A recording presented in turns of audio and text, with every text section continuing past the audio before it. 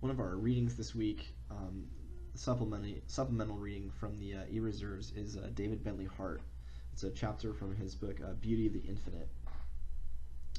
It's a really powerful book. He's Eastern Orthodox. I think he teaches in Virginia. He Well, the way to start it is this, and it's to just take this thought experiment and ask yourself, why is it that these knights used to, or presumably go and are willing to fight a dragon to save and marry a beautiful princess?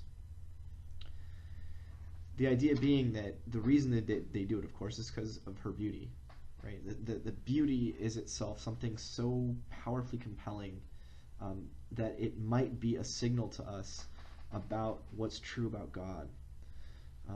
And Hart's book, start to finish, is just an account of the fact that God's beauty and the nature of God as a triune creator spills over into the creation in so many different ways, so many different compelling ways, that if we attend to them and we recognize the beauty of the earth for what it is, the beauty of the cosmos for what it is, we're directed, our eyes are directed back to the Creator himself and his triune glory and beauty.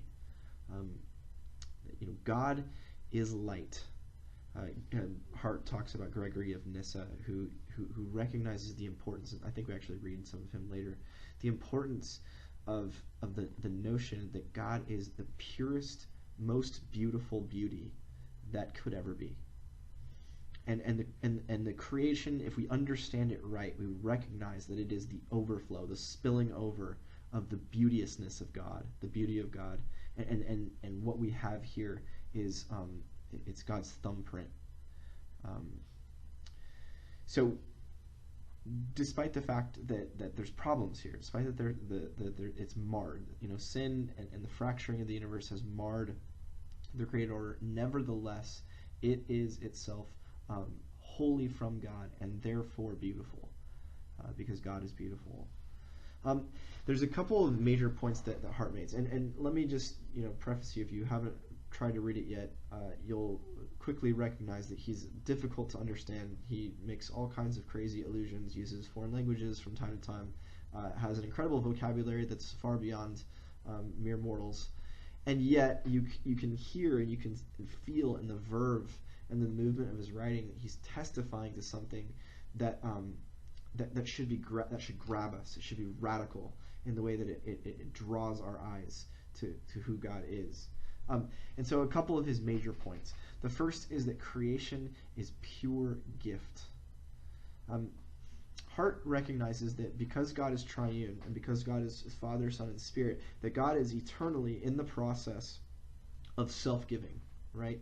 And so we can think of it some of the ways that theology has talked about in the past, really drawing a lot on the language of the Gospel of John and the Johannine writings, is that the Father glorifies the Son, right? And then the Son, when lifted up at the cross, glorifies the Father in the power of the Spirit. There's this eternal cycling, this dispersal, this constant deferring of glory from Father to Son back in the power of the Spirit. That the Godhead is constantly self-emptying. And Hart draws on some of the theology of Eberhard Jungel, who is an interpreter of Karl Barth, whom we've talked about before. And one of the major keys there is that God is absolutely self-giving to the point of self-negation. I mean, you have to question what it means that the incarnate God was crucified, the incarnate God died. Jürgen Moltmann's The Crucified God, it's an unflinching look at trying to grapple with and recognize what it means that we confess that the second person of the Trinity came and was with us and was crucified, suffered and died. That God's self-emptying, that God's self-giving is so powerful, it's so profound, that God is willing to even be murdered at the hands of the creation.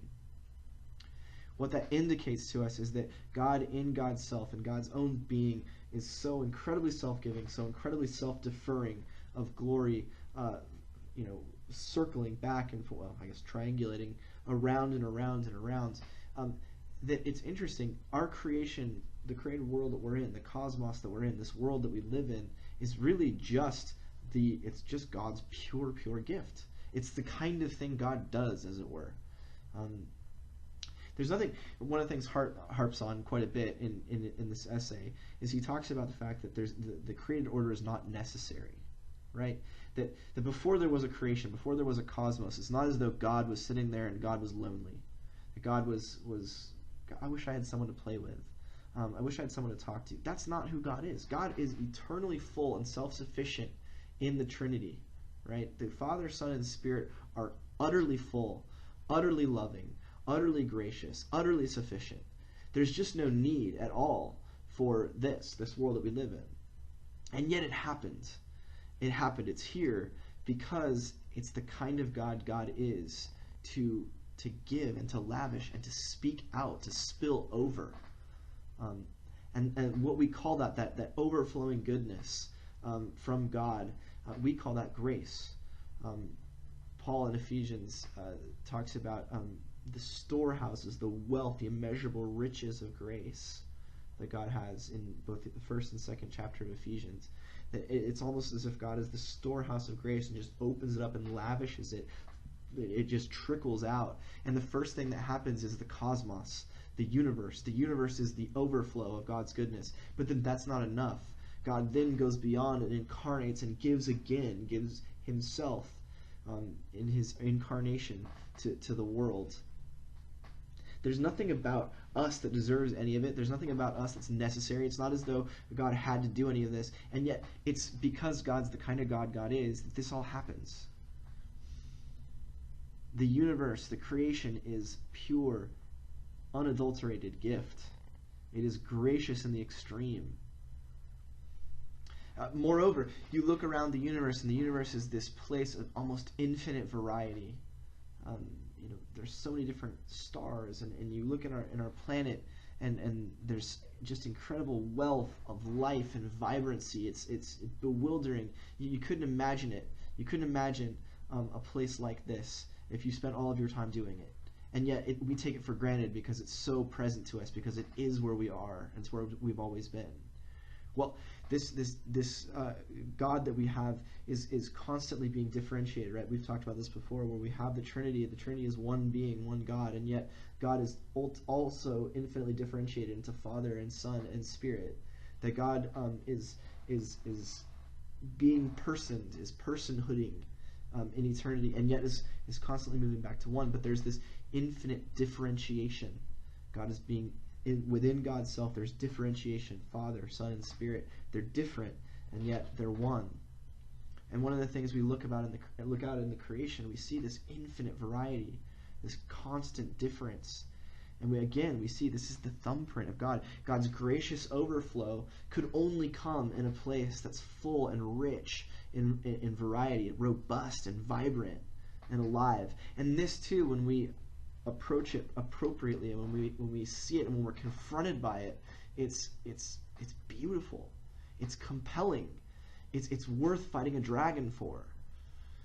There's at one point Hart's quoting another theologian or talking about some of his work, Haman, I think, and says if we're getting to the heart of theology, if we're getting to the heart of the created order and what it's supposed to be like and how we're supposed to encounter it, we should be in a place of childlike wonder.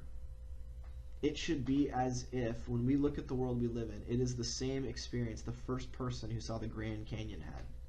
They're like, whoa, wow. And they look down at the Grand Canyon, and instantly the first thing you do then is look up. And just you're filled with awe and wonder and praise, because this beauty, it's so powerful, it's so compelling, it can only have come from beauty and truth and goodness itself, which Christians confess is the triune God. So that's kind of, look, if you're gonna categorize, or you're gonna try and get a handle on that essay, that's kind of it. Creation is pure gift. Creation is not necessary. It is simply the gift of God, and yet it's not surprising that a God like we have, a triune, self-differentiating, self-giving God, would do something so crazy as create a place like this. It's just who God is. And that is kind of a pointer. This place is a pointer back to that kind of God. If we see this place and we see what kind of place it is, we think and we recognize that, well, if that's the kind of God God is, that those two things, he says there's an analogy of being. There's an analogy there. There's an impression that's left by this kind of God in a place like this, and the impression that the core, the essence of it, the basic, most important part of it is that it's beautiful and that it is gracious. So gift and beauty. This is the first word in a doctrine of creation. Beautiful gift. I guess you should say the first two words. Beautiful gift.